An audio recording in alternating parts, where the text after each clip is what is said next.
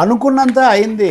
అమెరికాతో ఒప్పందం గురించి చాలా గొప్పలు చెప్పారు కానీ వాస్తవంలో ఇప్పటికీ తాత్కాలిక పరిధి ఫ్రేమ్వర్క్ కుదుర్చుకున్నామంటున్నారు. దీని గురించి కొన్ని అరకొరగా వివరాలు విడుదల చేస్తున్నారు.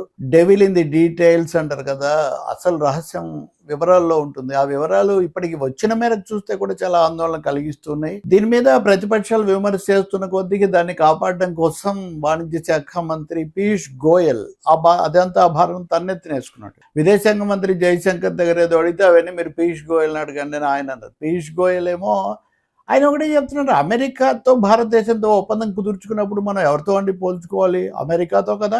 అమెరికాకు లాభమా మనకు లాభమా, మన మీద భారం ఏంటని ఆయన చైనాతో పోలుస్తున్నారు ఎంతసేపటి. చైనా అయితే 35% టారిఫ్లు ఉంటాయి, అదే మనకు 18%. కాబట్టి చైనా కంటే మనకు చాలా మంచిది. అంటే చైనా ఇండియాల మధ్య పోటీ. అమెరికా దాన్ని లాభం కోసం ఉపయోగించుకుంటుందా? దానికి మన ప్రభుత్వం, మన కేంద్రం, మరి ముఖ్యంగా మోదీ గారు అనుమతిస్తారా? చాలా ఇప్పటికి అందిన వివరాల ప్రకారం ఇదే పీయూష్ గోయల్ బల్ల గుద్ది చెప్పారు, వ్యవసాయ ఉత్పత్తులు మేము మినహాయిస్తున్నాము, వ్యవసాయానికి ఏమాత్రం తగలనివ్వమని. కానీ చాలా స్పష్టంగా ఈ కొత్త ఒప్పందంలో మీరు చూడండి, even according to the partial information available in the public domain, the Indian government has agreed not to levy any zero tariff on US exports of fruits, cotton, tree nuts, soybean oil and certain other food and agricultural products.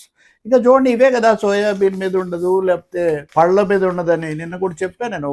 100 రూపాయలకు పైన ఉండే apples అయితే మీరు చెప్పి జరిగేది చెప్పడానికి ఏమో చాలా చెప్పొచ్చు, కానీ మీరు వ్యవసాయ ఉత్పత్తులకు ఉండదు, మినహాయిస్తాము, వాళ్ళకి ఇవ్వమన్నారు. కానీ చాలా స్పష్టంగా సోయాబీన్, మరీ ముఖ్యంగా సోయాబీన్ గురించి చాలా ఆందోళన ఉండింది. ఇది మన రైతులను చాలా నేరుగా ప్రత్యక్షంగా దెబ్బతీస్తుంది. ఇప్పటికే న్యూజిలాండ్ లాంటి దేశాలు ఈ ఒప్పందంతో జీవనోపాధి ఘోరంగా దెబ్బతినిపోతుంది.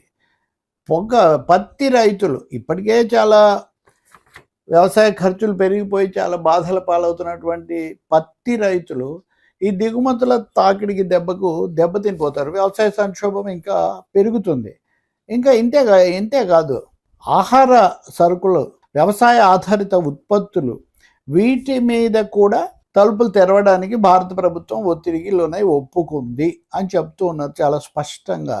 ఇంకొకటేమో వాళ్ళ టారిఫ్లు తీసేస్తే సరే, మన రైతులకు ఇస్తున్న సబ్సిడీలు తీసేయాలని ప్రపంచ బ్యాంకు పెట్టిన అతిపెద్ద షరతు అదే కదా. వ్యవసాయానికి మీరు సబ్సిడీలు ఇస్తారు, ఇది మా ఒప్పందానికి విరుద్ధం అని. నిజానికి ప్రపంచ బ్యాంక్ అనుమతించిన దాంట్లో 39% మటుకే మన దేశంలో సబ్సిడీలు ఇస్తున్నారు. అవి కూడా మన ప్రభుత్వాలు ఎంత అరకొరగా ఇష్టానుసారం ఇస్తాయో మనకు బాగా తెలుసు. అదే అమెరికా విషయానికి వస్తే వాళ్ళు చాలా భారీ ఎత్తున ఇస్తారు. అసలు వ్యవసాయం చేయకపోతే కూడా వాళ్ళు సబ్సిడీ ఇస్తారు. దాన్ని వ్యవసాయ సబ్సిడీ అనరు, ఎందుకంటే ఆ పేరుతో ఇవ్వరు కదా. కాబట్టి భారతదేశంలో వ్యవసాయాన్ని దెబ్బతీయడానికి ఆ దిగుమతులు భారీగా వచ్చి పడడమే కాకుండా వ్యవసాయానికి ప్రభుత్వం ఇస్తున్న సబ్సిడీలు కూడా ఇప్పుడు కోత పడతాయి. కొన్ని అయితే అసలు మొత్తంగా ఎత్తేయాల్సి వస్తుంది, లేకపోతే అమెరికా ఒప్పుకోదు. అక్కడి నుంచి చాలా సబ్సిడీతో, చాలా సౌకర్యాలతో వస్తున్నటువంటి అమెరికా వ్యవసాయోత్పత్తులతో మన రైతులు పోటీ పడాల్సి వస్తుంది. ఇంకా వాణిజ్య ఒప్పందం అయితే పెద్ద దెబ్బ లాంటిదే.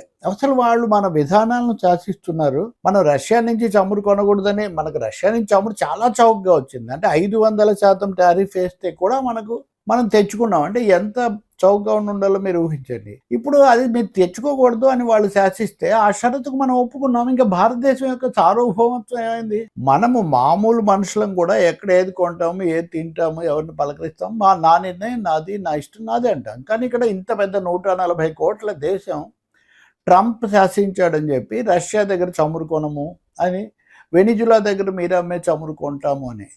దీనికి ఇస్తున్న వివరణ ఏంటి అంటే పీయూష్ గోయల్ కూడా ఇస్తున్నాడు. అది కూడా ఏమని, in the interest of India, no it is in the interest of America. Trump నిన్న సంతకం పెడుతూ చెప్పాడు, నేషనల్ ఇంట్రెస్ట్, నేషనల్ ఎమర్జెన్సీ. అలాగే అమెరికా విదేశాంగ ప్రయోజనాలకు అనుగుణంగా సింక్ చేసుకోవడానికి ఇండియా ఒప్పుకుందని. కాబట్టి ఎప్పుడైతే మనం దీనికి ఒప్పుకున్నామో భారతదేశం యొక్క సార్వభౌమత్వం కాస్త దెబ్బతినిపోతూ ఉంది అని. అలాగే రక్షణ ఉత్పత్తులు కూడా అమెరికా దగ్గర కొనడానికి మనం ఈ ఒప్పందంలో అంగీకారానికి వచ్చాం. ఈ రక్షణ ఒప్పందాలు కూడా గతంలో అనుకుందే ఈ ఏరో మ్యానుఫ్యాక్చరింగ్, వైమానిక పరికరాలు అవన్నీ అదానీ గారు పెట్టే కొత్త దీనికి చాలా అవసరం అవుతుందన్నమాట. అందువల్ల ఇప్పుడు చేయాల్సింది ఏంటంటే, ఒకటి పారదర్శకంగా దీనికి సంబంధించిన వివరాలన్నీ చెప్పాలి. రెండవది ఎట్టి పరిస్థితుల్లో కూడా ఈ విధమైన లొంగుబాటును సహించకూడదు. మూడవది ఈ విషయాలు ఎక్కడ పార్లమెంట్లో చర్చకు వస్తాయో అని దాన్ని పక్కకు తోయటం కోసం రాహుల్ గాంధీ అది మాట్లాడాడు, ఇది మాట్లాడాడని, లేకపోతే ప్రధానమంత్రి మీద దాడి చేస్తున్నారని. ప్రధానమంత్రి మీద దాడి, ఆయన ఖాళీ కుర్చీ దగ్గరికి వెళ్ళి ట్రెజరీ బెంచెస్లో ముందే ప్రధాని కుర్చీ ఉంటుంది, చైర్ ఉంటుంది, అదే సీట్, అక్కడికి వెళ్ళి చెప్తే ప్రధాని మీద దాడి అని, మీరు రావద్దని నేనే చెప్పానని స్పీకర్ ఓం బిర్లా చెప్తారు. ఇంకా మనం ఏం చెప్తామండి? రాజ్యసభలో మాట్లాడతారు ప్రధాని, ఏం మాట్లాడతారు? మనం చాలా స్థిరంగా ఉన్నాం కాబట్టి అన్ని దేశాలు మనతో ఒప్పందం కుదుర్చుకుంటున్నాయి, ఇప్పుడు 6 దేశాలు కుదుర్చుకున్నాయని పీయూష్ గోయల్ కూడా చెప్తున్నారు. At whose cost, and what terms, అది చాలా ముఖ్యం. ఒప్పందాలు కుదుర్చుకోవడం ఏముంది, మనం తల వంచితే ఎవరైనా వాళ్ళు చెప్పింది. ఇప్పుడు ట్రంప్ చెప్తున్నారు కదా, అంతకుముందు ఏమన్నారు? Modi wants to make me happy but he should try do more to make me happy అన్నాడు. అంటే నన్ను సంతోషపెట్టడానికి మోడీ ఇంకా చాలా చేయాలి అన్నారు. చేస్తున్నారనమాట. ఇంకోటి, Modi should call the Indian prime minister Modi ఒక్క కాల్ చేస్తే ట్రంప్కి అన్నీ సర్దుకుంటాయని అప్పుడు అమెరికా మంత్రులు అధికారులు చెప్పారు. ఇప్పుడు మోదీ గారు ఫోన్ చేశాడు, 140 కోట్ల భారతీయుల తరఫున నేను మీకు ధన్యవాదాలు చెప్తున్నానని. ఎందుకు అంటే మన సార్వభౌమత్వాన్ని, మన వ్యవసాయాన్ని, మన పారిశ్రామిక ఉత్పత్తులు అనేక వాటికి నష్టం తెచ్చే ఈ ఒప్పందం కుదుర్చుకొని దేశ సార్వభౌమత్వాన్ని కూడా దెబ్బతీసుకొని వాళ్ళకి మళ్ళీ మనం కృతజ్ఞతలు చెప్పటం. ఫార్మాకి ఏదో లాభం అంటున్నారు కానీ దాన్ని కూడా ఎక్కువ మంది ఒప్పుకోవట్లేదు. నేను ఆ విషయాలు ఫార్మా ఎక్స్పర్ట్స్ ఏం చెప్తున్నారో నేను ఇంకోసారి మీకు చెప్తాను.